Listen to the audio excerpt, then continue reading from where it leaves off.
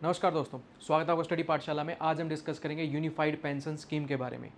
तो सबसे पहले अभी जब स्कीम लॉन्च हुई थी ओल्ड पेंशन स्कीम को लेके, वो थी आपकी ओपीएस यानी ओल्ड पेंशन स्कीम। 2004 में उस स्कीम को चेंज कर दिया गया, जिसमें कर दिया गया उसको न्यू पेंशन स्कीम, या बोल सकते हैं आप नेशनल पेंशन सिस्टम। अब ये चेंज क्यों लाया गया, 21 साल बाद ये चेंज लाया गया, क्या रीजंस थे इसमें, काफ़ी लूप होल्स थे, क्या क्या फीचर्स रहने वाले हैं यूनिफाइड पेंशन स्कीम के, और जो 2017 में आपके पीवाईक्यू था यूपीएससी का क्वेश्चन, वो भी हम इसमें डिस्कस करेंगे। तो सबसे पहले डिस्कस करते हैं आपका यूनिफाइड पेंशन स्कीम के बारे में।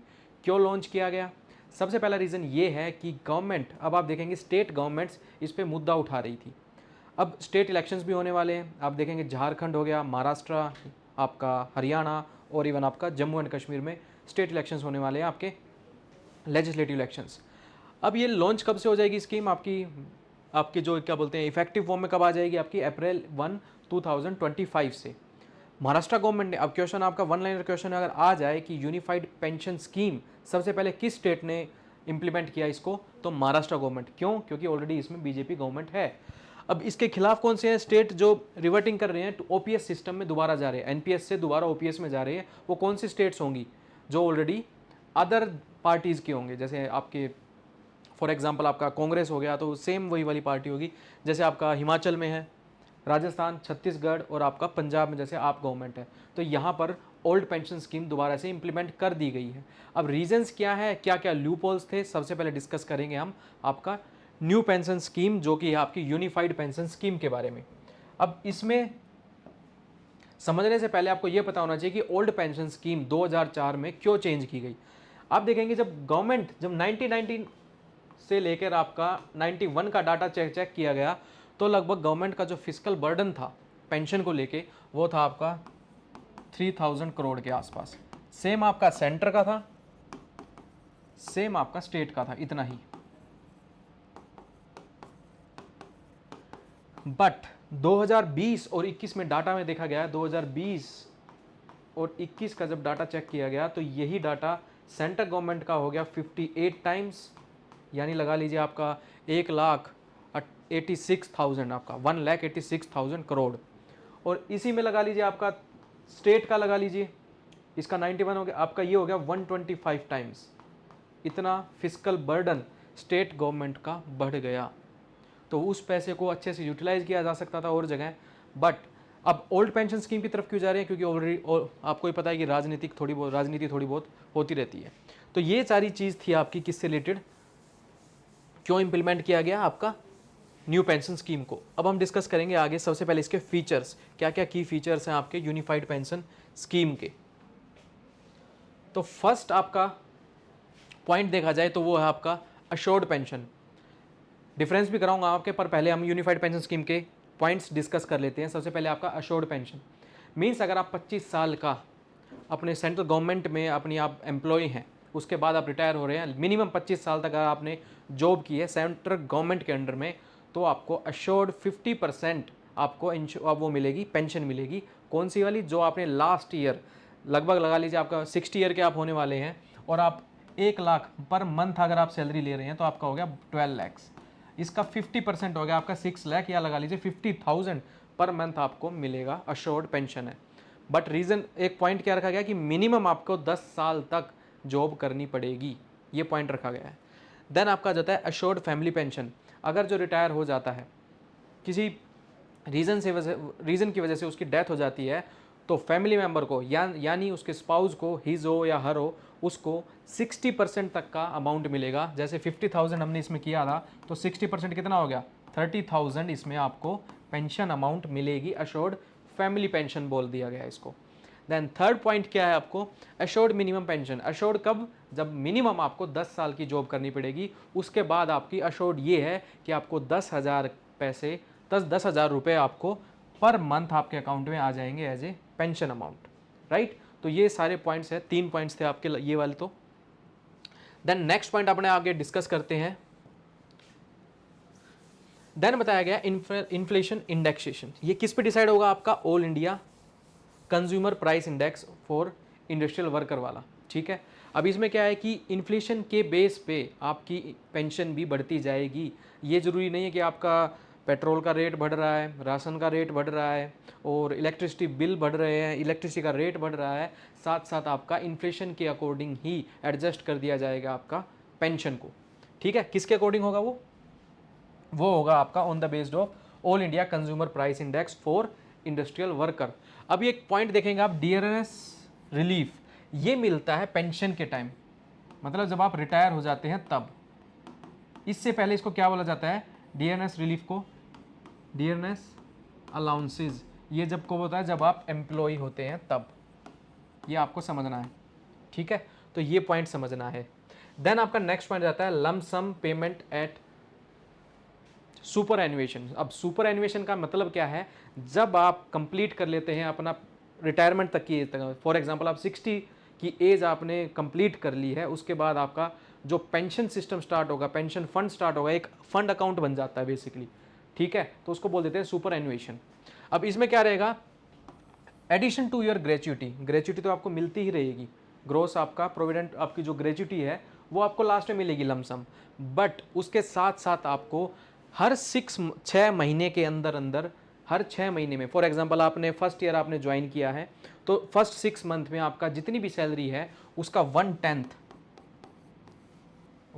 फॉर एग्जांपल आपके 50,000 है तो 5,000 आपको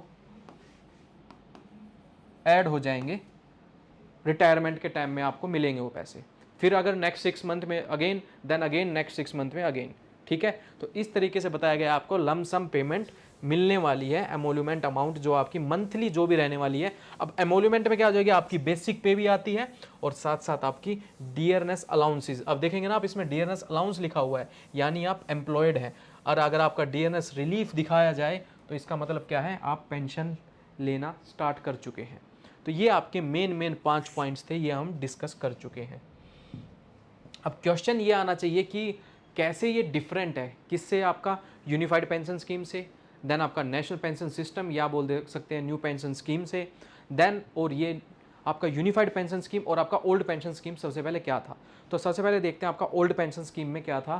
फीचर्स की बात की जाए तो आपको 50% मिलेगा, 50% इसमें अमाउंट मिलती है, किसको, जो रिटायर हो जाता है उसको। ठीक है, 50% सेम है इसमें, आपका यूनिफाइड पेंशन स्कीम में सेम है, बट पॉइंट क्या रखा गया है कि मिनिमम आपको 10 साल तो करनी ही पड़ेगी और मैक्सिमम आपकी 25 साल होगी। 25 साल के बाद आपको 50% मिलेगी, अदरवाइज आपको प्रोपोर्शनल सर्विस पे मिलेगा। प्रोपोर्शनल मीन्स क्या है, फॉर एग्जांपल मैं आपको ग्राफ बताता हूँ, प्रोपोर्शनल का मतलब क्या होता है, यही होता है, बट मिनिमम कितनी होनी चाहिए, यहीं पे पॉइंट पे कितना है मिनिमम, 10 ईयर और 10,000 अश्योर्ड है आपकी। अब कह रहे हैं कि 50% फॉर एग्जांपल आपकी ये आप सैलरी लगा लीजिए या आपकी पेंशन लगा लीजिए, 50% मिलेगी। ये कब मिलेगी, जब आपकी 25 ईयर्स कंप्लीट हो चुके होंगे या उससे ऊपर होंगे, तो इतना तो रहेगा ही रहेगा। अब प्रोपोर्शनली वो इंक्रीज होता जाएगा, जैसे ही आपने 11 साल किया तो आपको इतनी मिलेगी, 12 साल किया तो इतनी मिलेगी, 13 इतना किया, 15 इतना, मतलब 20 तक गए इतना, तो प्रोपोर्शनली आपकी इंक्रीज होती जाएगी पेंशन। तो that is called your proportionally. ठीक है, इसमें बताया गया proportional for service between 10 to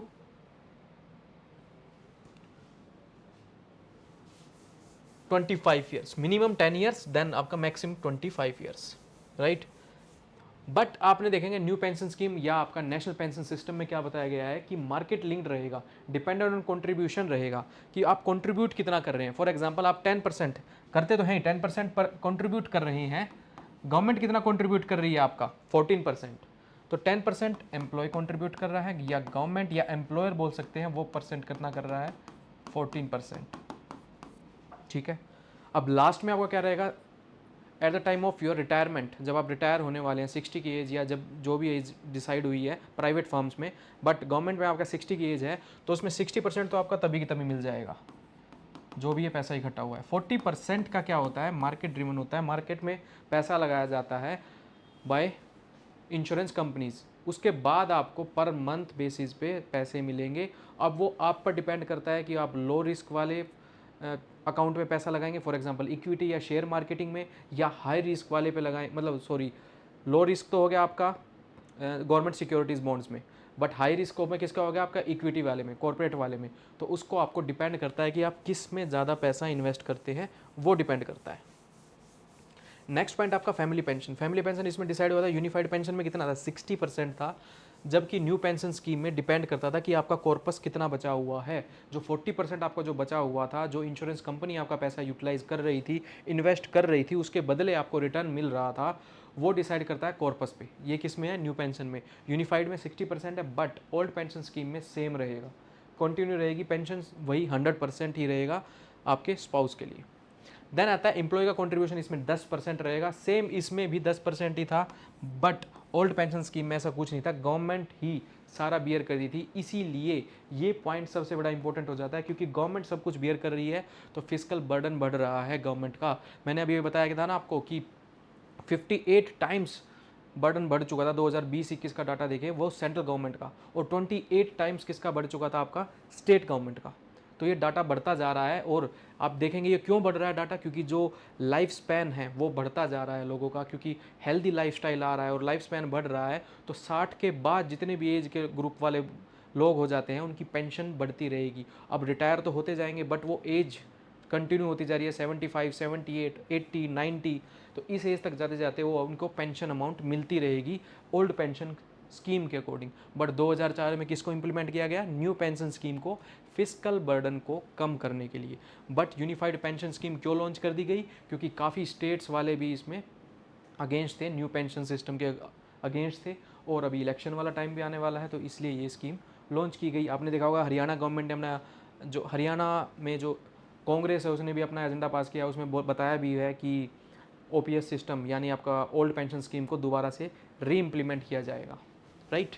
तो एम्प्लॉय का कंट्रीब्यूशन देख लिया। अब गवर्नमेंट का कितना कंट्रीब्यूशन रहेगा, इसमें रहेगा 18.5, जबकि आपका न्यू पेंशन स्कीम में कितना था 14%, और ओल्ड पेंशन में कितना था, एंटायर कॉस्ट गवर्नमेंट देती थी, इसीलिए तो फिजिकल बर्डन बढ़ रहा था।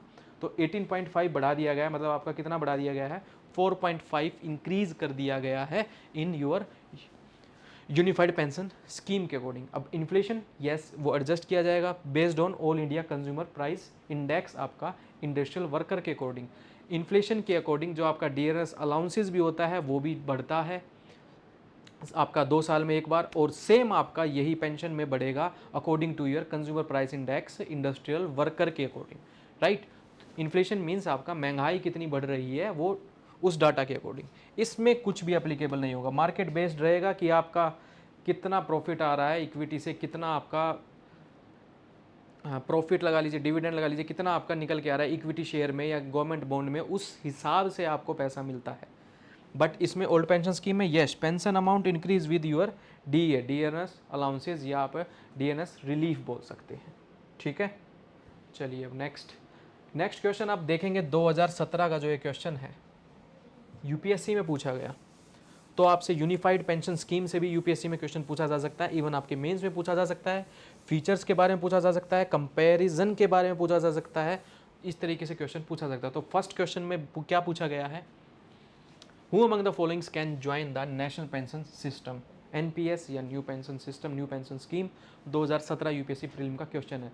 तो इसको अटेम्प्ट करते हैं। रेजिडेंट होना चाहिए इंडिया का, सिटीजन इंडियन सिटीजन होना चाहिए ओनली, जबकि ये नहीं है, एनआरआईज भी इसमें इंक्लूडेड है, तो ये स्टेटमेंट तो आपकी गलत हो गई। देन आपका क्या है, persons of age from 21 to 55, बताइए अब इसका क्या है, कितना है 18, मिनिमम एज कितनी रहेगी 18 रहेगी, और मैक्सिमम कितनी रहेगी आपकी, सेकंड स्टेटमेंट में आपका बता दिया है 60 तक जाएगी, ठीक है। इसमें आपका फर्स्ट का क्या होगा, एनआरआईज को परमिट मिलेगा, एनआरआईज को परमिट मिलेगा पेंशन स्कीम्स में, और 18 से 60 एज ग्रुप में कर सकते हैं, और कोई भी आपका प्राइवेट वाले भी और इवन आपके गवर्नमेंट वाले भी इसमें पार्टिसिपेट कर सकते हैं। देन आपका नेक्स्ट क्या है, तो ये स्टेटमेंट भी गलत हो गई। थर्ड स्टेटमेंट है, all state government employees join the services after the date of notification by the respective state governments, yes ये स्टेटमेंट ठीक है। बट आपकी फोर्थ स्टेटमेंट देखेंगे कि क्या है, कि all central government employees including those of armed force वाले भी इंक्लूडेड किए गए हैं इसमें, जबकि वो ऐसा नहीं था, एक्सक्लूडेड थे आर्म्ड फोर्स वाले। तो ये स्टेटमेंट भी आपकी डिलीट हो जाएगी। तो स्टेटमेंट कौन सी बच गई आपकी, C statement is the right answer. ये आपका था यूपीएससी 2017 प्रीलिम्स का क्वेश्चन, ठीक है। थर्ड स्टेटमेंट हो गया। फोर्थ स्टेटमेंट में क्या था, न्यू सेंट्रल, क्या बता रखा है इसमें फोर्थ में कि जितने भी गवर्नमेंट एम्प्लॉयज होंगे एक्सेप्ट किसके, आर्म्ड फोर्स वालों को हटाकर, और या जितने भी सेंट्रल ऑटोनोमस बॉडी वाले हैं ज्वाइन करेंगे आपके 1 जनवरी 2004 के बाद, उनको उन पर कौन सी स्कीम इंप्लीमेंट होगी, नेशनल पेंशन सिस्टम इंप्लीमेंट हो जाएगा। तो इस तरीके से हमने समझा, डिफरेंसेस देखे, देन आपके फीचर्स देखे, क्या क्या यूनिफाइड पेंशन स्कीम के क्या फीचर्स हैं। तो अब आप कमेंट सेक्शन में बताइए कि कौन सी स्कीम बेटर थी, ओल्ड पेंशन स्कीम बेटर थी। बट आप ये भी ध्यान में रखना है आपको कि गवर्नमेंट का बर्डन बढ़ रहा था, फिजिकल बर्डन बढ़ रहा था, क्योंकि लाइफ स्पैन था वो बढ़ता जा रहा था। तो इस तरीके से आपको क्वेश्चन मेंस में अटैम्प्ट करना है, गवर्नमेंट के साथ ऑब्वियसली उसके पॉइंट को हाईलाइट करना है और फीचर्स को हाईलाइट करते हुए क्वेश्चन को अटैम्प्ट करना है। तो ये हमने सारा चीज़ डिस्कस की about your unified pension scheme, and thank you and have a nice day.